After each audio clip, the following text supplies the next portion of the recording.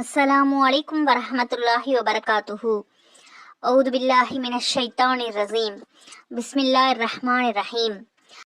நிறைவுடைய வாழ்வழித்து நெடுநிலத்தை காப்பதற்கு மறையளித்த மன்னவனுக்கே மாபெரும் புகழ் அனைத்தும். அல்லாஹ்வின் பெரும் கிருபையால் நாம் பல பயான்களை பார்த்திருக்கின்றோம். தீனுடைய விஷயங்களை நிறைய கேட்டிருக்கின்றோம். இன்ஷா அல்லாஹ் அல்லாஹு தாலா நம் அனைவருக்கும் அதன்படி வாழக்கூடிய பாக்கியத்தை தந்தல் புரிவானாக. ஆமீன். நாம் தீனுடைய விஷயங்களை சரியான முறையில் படித்து அதன்படி நடந்து நம்மை வழிகேட்டிலிருந்தும் ஷைத்தானின் பாதையிலிருந்தும் பாதுகாத்து நன்மையில் நிலைத்திருக்க செய்யக்கூடிய 2 விஷயங்கள் முஹம்மது நபி ஸல்லல்லாஹு அலைஹி வஸல்லம் அவர்கள் கூறியிருக்கின்றார்கள். 2 விஷயங்களை நான் விட்டு செல்கின்றேன், அவற்றை நீங்கள் பற்றி பிடித்துக் கொள்ளுங்கள், அப்பொழுது காலமெல்லாம் வழி தவற மாட்டீர்கள். 1 குர்ஆன், 2வது அல்லாஹுடைய தூதர் முஹம்மது நபி ஸல்லல்லாஹு அலைஹி வஸல்லம் அவர்களை பின்பற்றி வாழக்கூடிய சுன்னத்தான வழிமுறை. உமர் பின் கத்தாப் ரலியல்லாஹு அன்ஹு முஅத்தா இமாம் மாலிக் 1395வது ஹதீஸில் கூறப்பட்டுள்ளது. ஆகவே நாம் பயான்களின் மூலமும் நபி ஸல்லல்லாஹு அலைஹி வஸல்லம் அவர்களுடைய சுன்னத்துக்களை தெரிந்து கொண்டு அதன்படி வாழ்க்கையை மாற்றி நடந்து நல்லபடியாக நடக்க எல்லாம் வல்ல அல்லாஹ் நம் அனைவருக்கும் கிருபை செய்வானாக. ஆமீன்.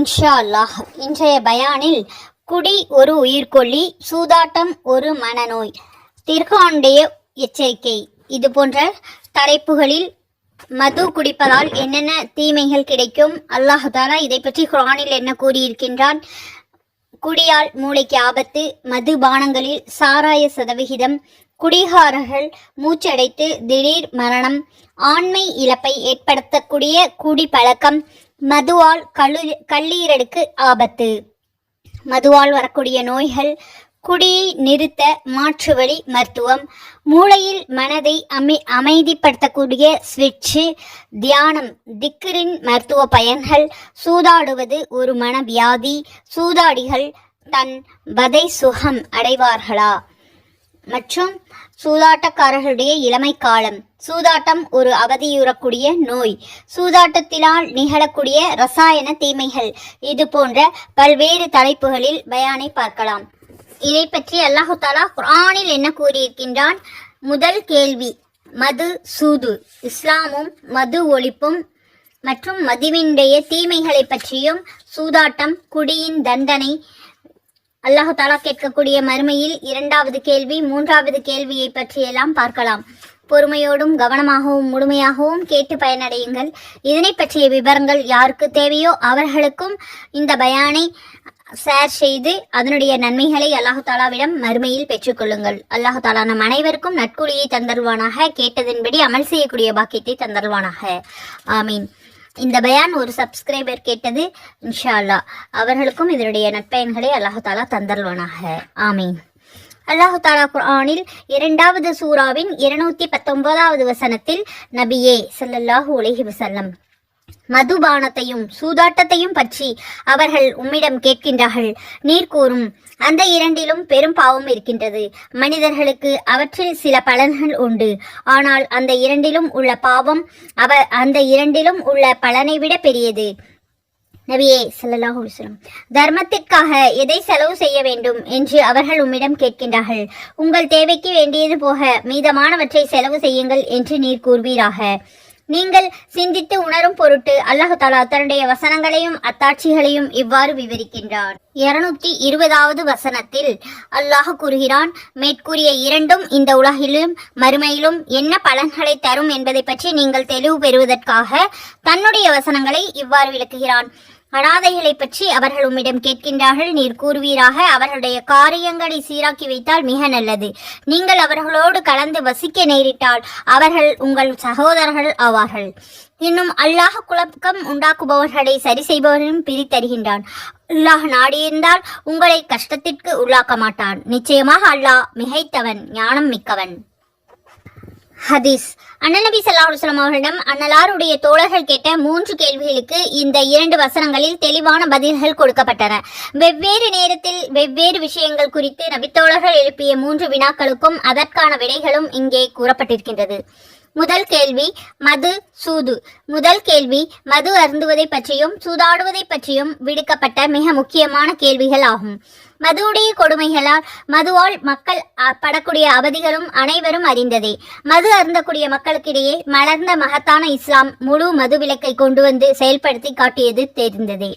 இருப்பினும் மது அன்றைய அரபுகளின் வாழ்விலிருந்து பிரிக்க முடியாத ஒரு அங்கமாக மாறிவிட்டிருந்த நிலையில் ஒரே வீச்சில் முழு மது விலக்கை இஸ்லாம் கொண்டு வரவில்லை. படிப்படியாக மது விலக்கை இஸ்லாம் அமல்படுத்தியது. புனித இஸ்லாம் மதுவை ஒழித்த வரலாற்றை அறிந்து கொண்டால் மேற்கண்ட முதலாவது வசனத்தின் விளக்க உரை தெரிந்துவிடும். இஸ்லாமும் மது ஒழிப்பும். மது தொடர்பாக மொத்தம் 4 திருவசனங்கள் அருளப்பெற்றன. அவற்றில் ஒன்றே இந்த வசனம். ஆரம்பமாக இந்த வசனம் அருளப்பெற்ற பொழுது மக்காவில் மதுவை ஆகுமான ஒன்றாகவே காட்டியது. பேத்தம் மற்றும் திராட்சை பழங்களிலிருந்து உங்களுக்கு புகட்டுகின்றோம், அதிலிருந்து நீங்கள் மதுவையும் நல்ல ஆகாரங்களையும் தயாரிக்கின்றீர்கள். திண்ணமாக அறிவுடைய மக்களுக்கு இதில் ஒரு சான்று இருக்கின்றது என்று அல்லாஹ் தஆலா கூறியிருக்கின்றான். 16வது சூராவின் 67வது வசனிலும் இது பற்றி உள்ளது. இந்த வசனத்தில் மது விலக்கு வெளிப்படையாக கூறப்படாவிட்டாலும் மது தூய ஆகாரமல்ல, அது விலக்கப்பட வேண்டிய ஒன்று என்று சூசகமாக சுட்டிக்காட்டப்பட்டுள்ளது. அண்ணன் நபி ஸல்லல்லாஹு அலைஹி வஸல்லம் அவர்கள் மதீனாவில் குடிபெயர்ந்த வேளையில் அங்குள்ள மக்கள் மது அருந்துபவர்களாகவும் சூதில் கிடைத்த பொருட்களை உட்கொள்ளக்கூடியவர்களாகவும் இருந்தார்கள். அவர்கள் மது சூதாற்றம் பற்றி அண்ணன் நபி ஸல்லல்லாஹு அலைஹி வஸல்லம் அவர்களிடம் கேட்டார்கள். அப்பொழுது அல்லாஹ் தஆலா இந்த 2வது சூராவின் 219வது வசனத்தை அருளினான். அறிவிப்பாளர் அபு ஹுரைரா ரலியல்லாஹு அன்ஹு, நூல் அஹ்மது. இன்னொரு தகவலின்படி முஸ்லிம்கள் மதீனா குடிபெயர்ந்த பிறகு உமர் பின் கத்தாப் ரலியல்லாஹு அன்ஹு, முஆத் இப்னு ஜபல் ரலியல்லாஹு அன்ஹு, இன்னும் அன்சாரி தோழர்கள் சிலர் மதுவை பற்றி நபி ஸல்லல்லாஹு அலைஹி வஸல்லம் அவர்களிடம் கேட்டார்கள். மதுவும் சூதும் அறிவையும் பொருளையும் நாசப்படுத்துகின்றன, இதன் தொடர்பாக மக்களுக்கு விளக்கம் தருக என்று அவர்கள் கேட்டார்கள். அப்பொழுது இந்த வசனம் அருளப்பட்டது என்று கூறினார்கள்.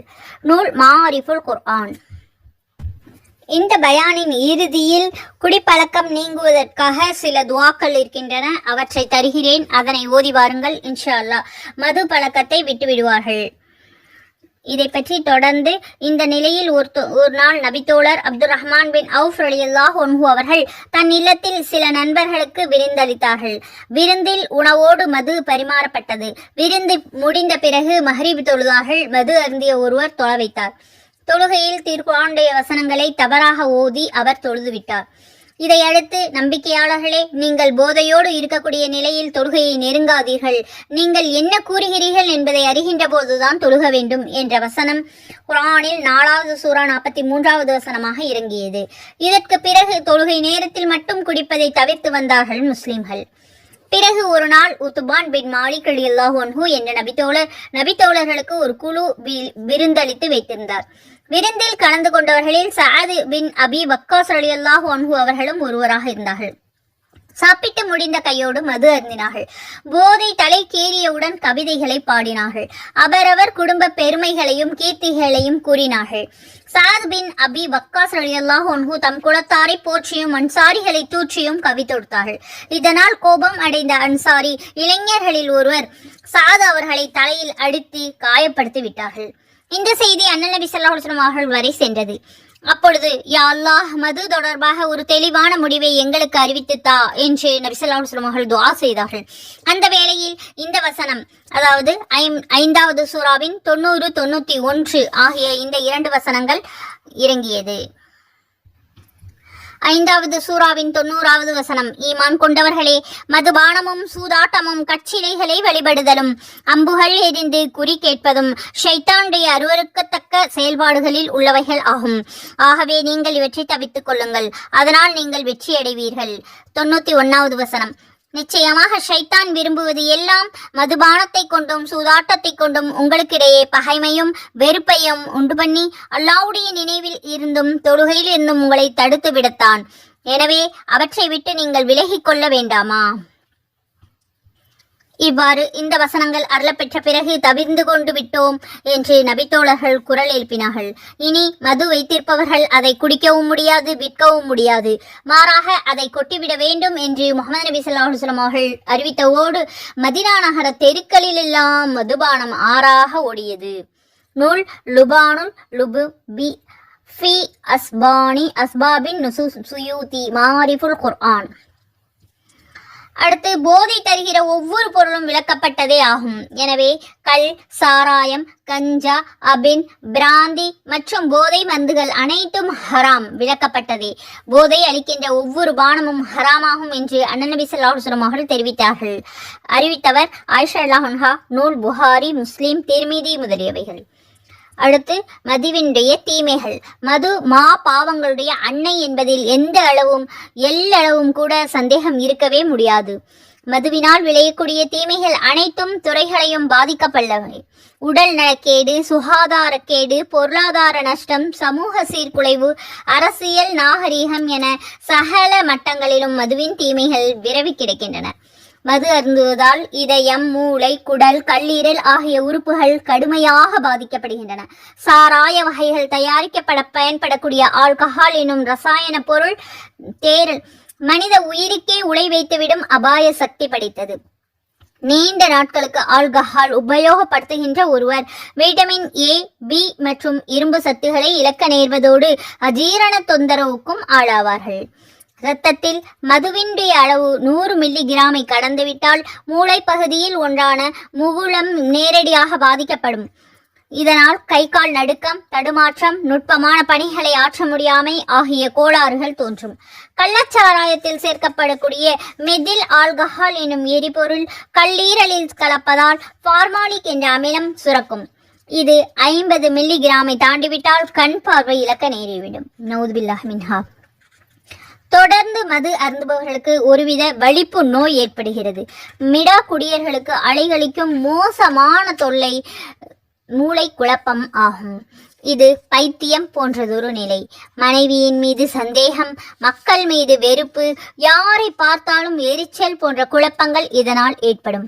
மது அருந்துவதினால் குடல் புண்களும் மீளா மயக்க நிலையும் ஏற்பட அதிகமாக வாய்ப்பு இருக்கின்றது. இரைப்பை புற்று, கல்லீரல் புற்றுநோய் ஆகிய நோய்களில் 85% மது காரணமாக இருக்கிறது. குடியின் தண்டனை. இஸ்லாம் குடிக்காரர்களுக்கு இம்மை மறுமை ஈருலகிலும் கடும் தண்டனையை அறிவித்திருக்கின்றது. போதைப் பொருள் உபயோகிப்பவர்களுக்கு 80 கசையடிகள் வழங்கப்படும். இப்படி 3 முறை தண்டனை பெற்ற பிறகு ஒருவன் திருந்தவில்லை என்றால் ஆட்சியாளருடைய உசிதப்படி குடிகாரனுக்கு மரண தண்டனை அளிக்கவும் அவர்களுக்கு அதிகாரம் உண்டு. மறுமையின் நிலையை பற்றி முகமது நபி ஸல்லல்லாஹு அலைஹி வஸல்லம் அவர்கள் கூறினார்கள். குடிகாரன், பெற்றோர்களை துன்புறுத்துபவன், மனைவி மீது சந்தேகப்படும் பேர்வழி ஆகிய 3 பேருக்கும் அல்லாஹு தஆலா சொர்க்கத்தை ஹராமாக்கி விட்டான். அறிவிப்பவர் இப்னு உமர் ரலியல்லாஹு அன்ஹு. நூல் அஹ்மது நசாயி. அடுத்து, சூதாட்டம். மதுவை போலவே சூதாட்டமும் ஆரம்ப காலத்தில் அனுமதிக்கப்பட்டு பின்னர் காலப்போக்கில் ஹராம் விளக்கப்பட்டது. மதுவை போலவே சூதாட்டமும் ஒரு போதையாகும். மது உடலையும் அறிவையும் கெடுக்கும் தீமை என்றால் சூதாட்டம் பொருளையும் தொழிலையும் நாசமாக்கும் தீமை ஆகும். இரண்டுமே அல்லாஹ்வுடைய நினைவை மறக்க வைத்து தொழுகை, திக்ரு போன்ற வழிபாடுகளிலிருந்து மனிதர்களை திசை திருப்பிவிடும். மது, சூது ஆகியவற்றினால் பகைமையும் பொறாமையும் உண்டாகி சமூக அமைதி வெகுவாக பாதிக்கப்படும். பிறருடைய பொருளை எந்த ஒரு பகரமும் இன்றி முறையான உழைப்பின்றி பெறுவதற்கு சூது வழிவகுக்கின்றது. சூதாட்டத்தில் வென்றவன் அடுத்தவர்களுடைய பணத்தை இலகுவாக சுருட்டி கொண்டு களிப்பில் மிதந்து கொண்டிருக்க, தோற்றவன் பணத்தை பறிகொடுத்து வயிறெறிந்து போய் அமர்ந்து விடுகிறான். இதனால் இஸ்லாம் எல்லா வகையான சூதாட்டங்களுக்கும் தடை விதித்து இருக்கின்றது. குதிரை பந்தயம், ரேஸ், லாட்டரி சீட்டு முதலான புதுமை வகைகளும் இதில் அடங்கும். மேலும் எவர்கள் எதை தர்மம் செலவு செய்ய வேண்டும் எனவும் உம்மிடம் வினவுகிறார்கள். 2வது கேள்வி. அல்லாஹ்வுடைய வழியில் தர்மம் செய்யுமாறு முஸ்லிம்களுக்கு கட்டளையிடப்பட்ட பொழுது நபித்தோழர்களில் சிலர் அண்ணல் நபி ஸல்லல்லாஹு அலைஹி வஸல்லம் அவர்களிடம் வந்து, எங்களது செல்வங்கள் தொடர்பாக பிறப்பிக்கப்பட்டுள்ள இந்த உத்தரவு எந்த செலவை குறிக்கிறது என்று நாங்கள் அறியோம். எங்கள் பொருட்களிலிருந்து எதனை நாங்கள் செலவு செய்ய வேண்டும் என்று கேட்டார்கள். அப்பொழுது இது இறங்கியது. அறிவிப்பாளர் இப்னு அப்பாஸ் ரலியல்லாஹு அன்ஹு. இன்னொரு தகவலின்படி நபித்தோழர்கள் முஆத் பின் ஜபல், தாலா ரலியல்லாஹு அன்ஹு ஆகிய 2 பேரும் அண்ணன் நபி ஸல்லல்லாஹு அலைஹி வஸல்லம் அவர்களிடம் வந்து, யா அல்லாஹ், யா ரசூலுல்லாஹ் ஸல்லல்லாஹு அலைஹி வஸல்லம், எங்களுக்கு செல்வங்கள் உள்ளன, குடும்பம் இருக்கின்றது, எங்கள் செல்வத்திலிருந்து எதை நாங்கள் தர்மமாக செலவு செய்ய வேண்டும் என்று கேட்டார்கள். அப்பொழுது இந்த ஹதீஸ் ஆயத்து அள்ளப்பட்டது என்பதாகவும் கூறப்பட்டுள்ளது. இதற்கு விடையாக அல்லாஹ் தஆலா கூறுகின்றான், உங்களுடைய தேவைக்கு போக மீதமுள்ளவற்றை நீங்கள் அல்லாஹ்வுடைய பாதையில் செலவு செய்யுங்கள். உங்களுக்கும் உங்களது குடும்பத்திற்கும் தேவையான உள்ள பொருளை தர்மமாக கொடுத்துவிட்டு பிறகு நீங்கள் கஷ்டப்பட வேண்டாம். உங்களுடைய நியாயமான தேவைகளை பூர்த்தி செய்து கொள்ளுங்கள். நீங்கள் யாருக்கு கடமைப்பட்டிருக்கின்றீர்களோ அவர்களுடைய தேவைகளை பூர்த்தி செய்யுங்கள். அதற்கு மேல் செல்வம் எஞ்சியிருப்பேன், அதிலிருந்து அல்லாஹ்வுடைய வழியில் இயன்ற அவரை செலவு செய்யுங்கள். இன்னும் அவர்கள் அனாதைகளை பற்றி உம்மிடம் கேட்கின்றார்கள். 3வது கேள்வி, அனாதைகளுடைய செல்வத்தை நியாயமான முறையின்றி நெருங்காதீர்கள். இந்த வசனம் 6வது சூராவின் 152வது வசனத்தில் கூறப்பட்டுள்ளது. அனாதைகளுடைய சொத்துக்களை யார் அநியாயமாக உண்கின்றார்களோ அவர்கள் உண்மையில் தங்களுடைய வயிறுகளில் நெருப்பைத்தான் புசிக்கின்றார்கள். 4வது சூராவின் 10வது வசனம். இன்னும் இந்த வசனம் அருளப்பட்ட வேளையில் அனாதை சிறுவர்களை வைத்து பராமரித்துக் கொண்டிருந்த நபித்தோழர்கள் உசாரானார்கள்.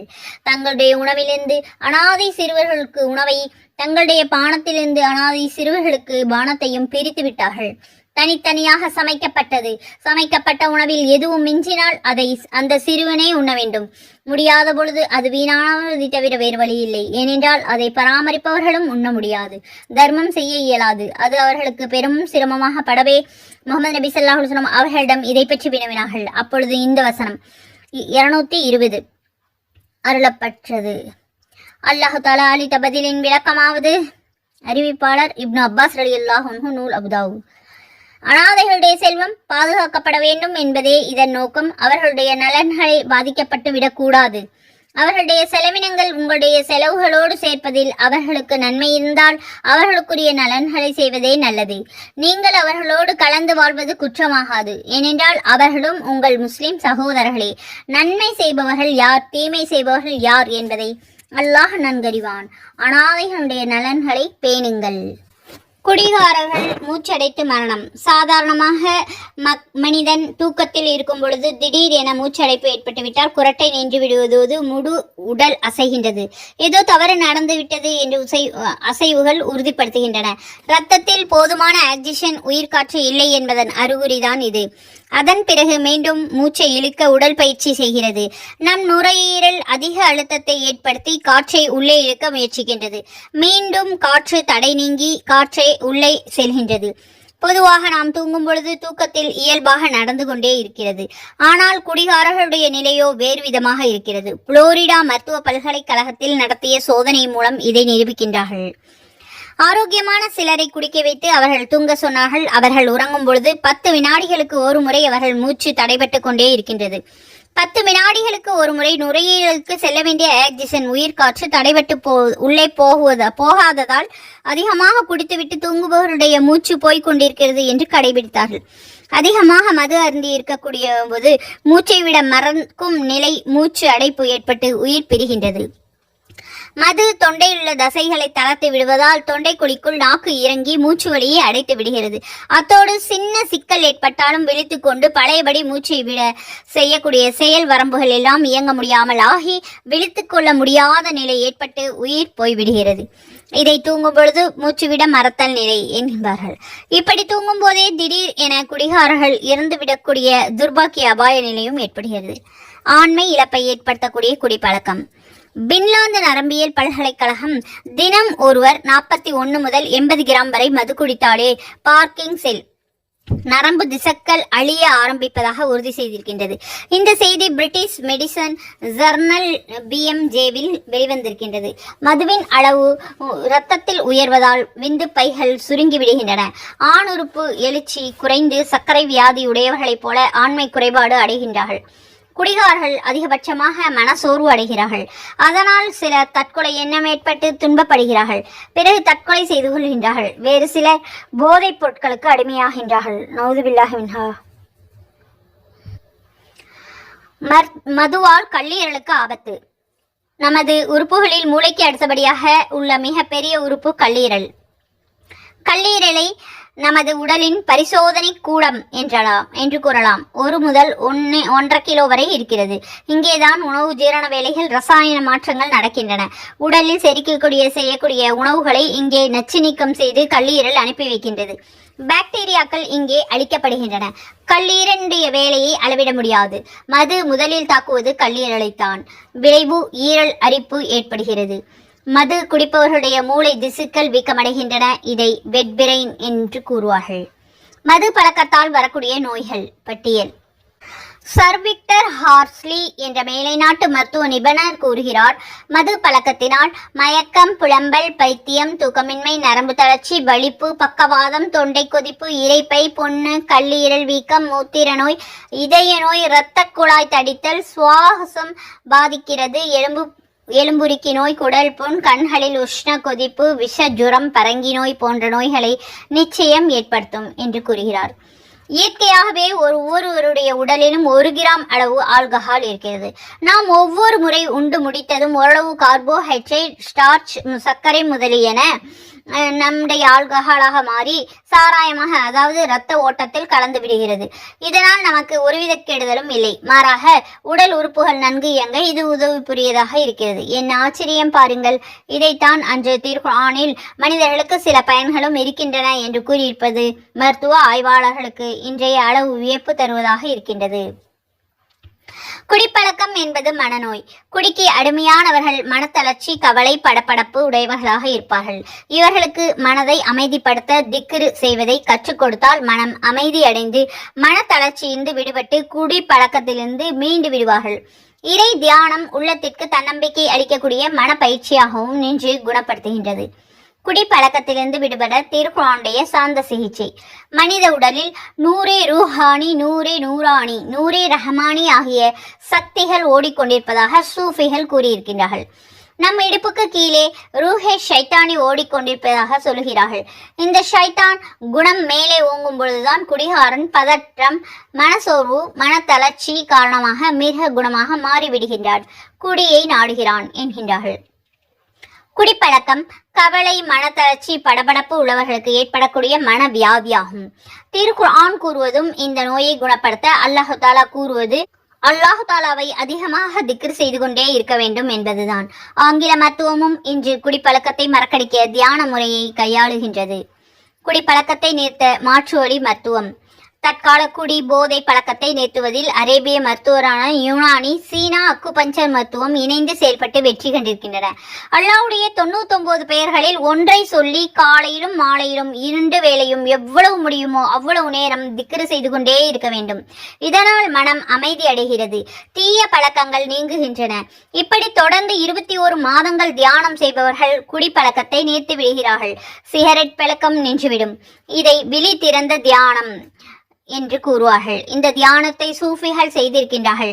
முகமது நபி ஸல்லல்லாஹு அலைஹி வஸல்லம் காலத்தில் பசித்திரி, தனித்திரி, விழித்திரி என்ற உன்னத அடிப்படை தத்துவத்தை கொண்டது. மூளையில் மனதை அமைதிப்படுத்தக்கூடிய ஸ்விட்ச். வால்டர் ஹெஸ், சுவிட்சர்லாந்து நாட்டு நோபல் பரிசு பெற்ற மருத்துவ விஞ்ஞானி, மூளையை பற்றி ஆராய்ச்சி செய்தார். நமது எல்லா காரியங்களையும் ஒரே ஒழுங்கில் நிலைநிறுத்தும் அந்த முக்கியமான இடம் மூளையில் எங்கே இருக்கிறது என்பதை அவர் கேள்வி. எல்லாவற்றையும் கட்டுப்படுத்தக்கூடிய இடம் மூளையில் ஹைப்போதாலமஸ் என்ற பகுதியில் முன்பக்கம் இருக்கின்றது. அவர் செய்யக்கூடிய இறை தியானம் மூளையின் ஹைப்போதாலமஸுக்கு செய்தி அனுப்பி மனதை அமைதிப்படுத்துகிறது. அமைதியான சூழ்நிலை, ஒரு இயல்பாக அமர்ந்த நிலை, அத்தோடு அல்லாஹ்வை பற்றிய நினைவு. மனதை அமைதிப்படுத்த அல்லாஹ்வுடைய திருநாமங்களில் இருந்து ஒரு சொல் இப்படி உச்சரிக்கும் பொழுது நிச்சயம் மனதை ஒருமைப்படுத்துகிறது. அப்போது நாம் சீராக மூச்சு விட்டுக் கொண்டிருப்பதை உணரத் தொடங்குகிறோம். தியானம், திக்ரு நம்மை நாமே அமைதிப்படுத்திக் கொள்ளும் முறை என ஹார்ட்வேர் மருத்துவ பேராசிரியர் டாக்டர் பென்சன் கூறுகிறார். தியானத்தின் மருத்துவ பயன்கள். டாக்டர் பென்சன் தியானத்தின், அதாவது திக்ரு செய்யும் பொழுது இதய துடிப்பு நிமிடத்திற்கு 3 தரம் குறைவாக துடிக்கிறது. நமது மூளை ஒரு நல்ல தூக்க நிலையின் பொழுது உண்டாகும் ஆல்பா நிலையினை அடைகிறது. நமது உடலில் மின்சக்தியை எதிர்க்கும் ஒரு மரத்து போன தோல் உணர்வு நிலை அப்பொழுது சுமார் 4 மடங்கு உடலில் அதிகமாகிறது. மனிதர்கள் மிக அமைதி அடைந்தவர்களாக காணப்படுகிறார்கள் என்று கூறியிருக்கின்றார். இப்போது குர்ஆன் கூறும் மருத்துவ உண்மைகளை எண்ணி பாருங்கள். அல்லாஹ்வுடைய திக்ர் செய்வதன் மூலம் தீய பழக்கத்திலிருந்து விடுபடலாம் அல்லவா?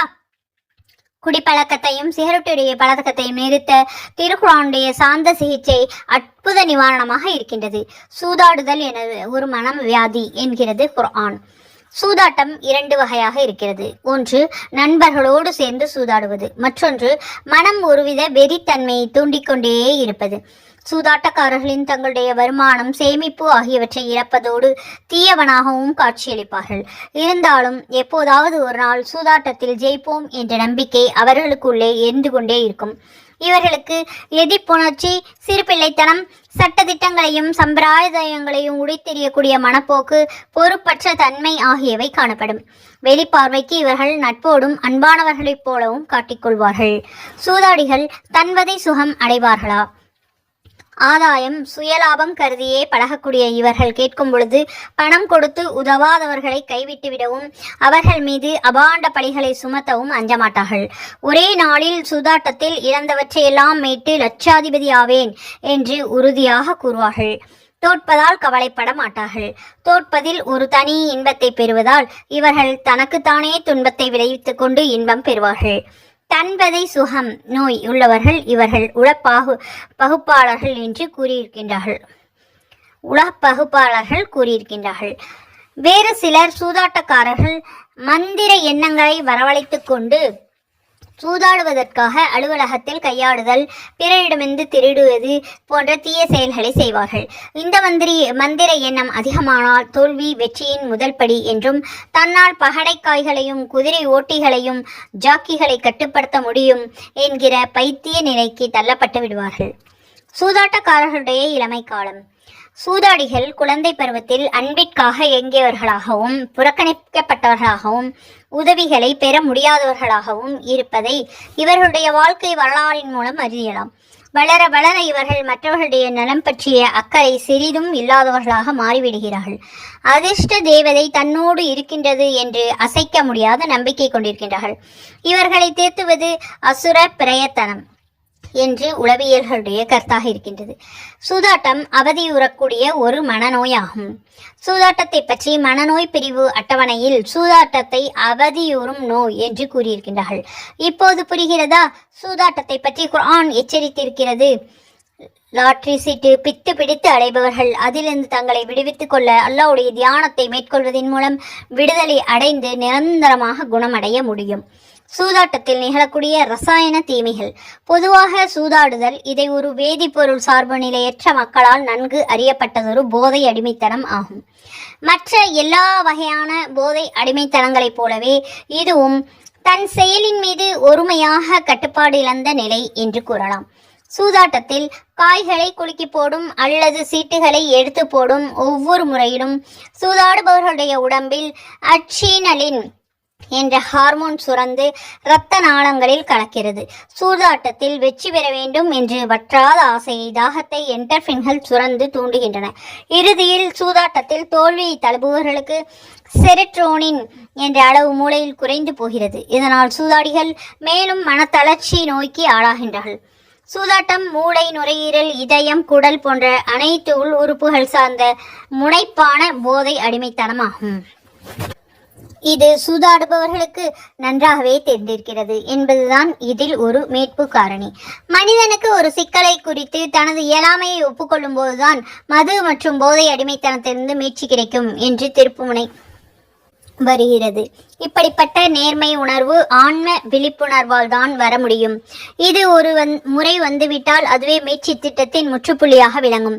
உண்மையான இறை தியானம் திக்ரு தான் ஆகும். மனிதர்களுக்கு அல்லாஹுடைய வேதத்தில் இதுதான் போதிக்கப்படுகிறது. மது மற்றும் போதை அடிமைத்தனத்திலிருந்து மனித குலத்தை காக்க மதுவை ஒழிக்கிறது. மிருகமும் தொடாத மதுவை மனிதன் குடிப்பதை திருக்குர்ஆன் தடை செய்திருப்பது அறிவியல் ரீதியான காரணமாக இன்று போற்றப்படுகிறது.